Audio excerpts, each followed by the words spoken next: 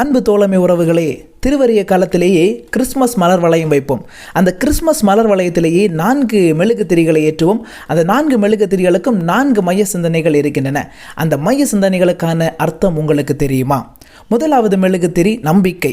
பழைய ஏற்பாட்டு காலத்திலேயே மக்கள் நமக்காக மீட்பர் ஒருவர் வருவார், அவர் நம்மை கஷ்டங்களும் துன்பங்களிலிருந்து நம்மை மீட்பார் என்று அவர்கள் நம்பிக்கையோடு எதிர்பார்த்து காத்திருந்தார்கள். எனவே நம்பிக்கையினுடைய மெழுகு திரியை திருவரிய காலத்தினுடைய முதல் ஞாயிற்றுக்கிழமையில் நாம் ஏற்றுகின்றோம். இரண்டாவது மெழுகு திரி அமைதி.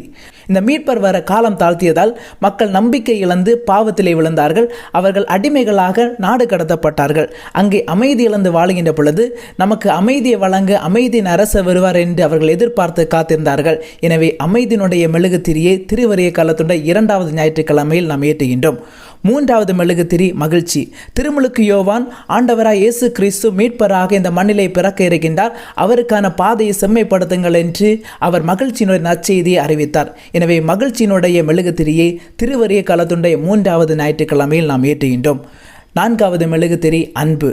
அன்பே கடவுள், கடவுள் அன்பாக இருக்கின்றார். அந்த அன்பினுடைய அடையாளமாக தன்னுடைய ஒரே மகனை மக்களுடைய மீட்பிற்காக நமக்காக தர இருக்கின்றார். எனவே அந்த அன்பினுடைய மெழுகு திரியை திருவரிய காலத்துடைய 4வது ஞாயிற்றுக்கிழமையில் நாம் ஏற்றுகின்றோம். எனவே பிரியமானவர்களே, கிறிஸ்து நமக்காக பிறக்க இருக்கின்றார்.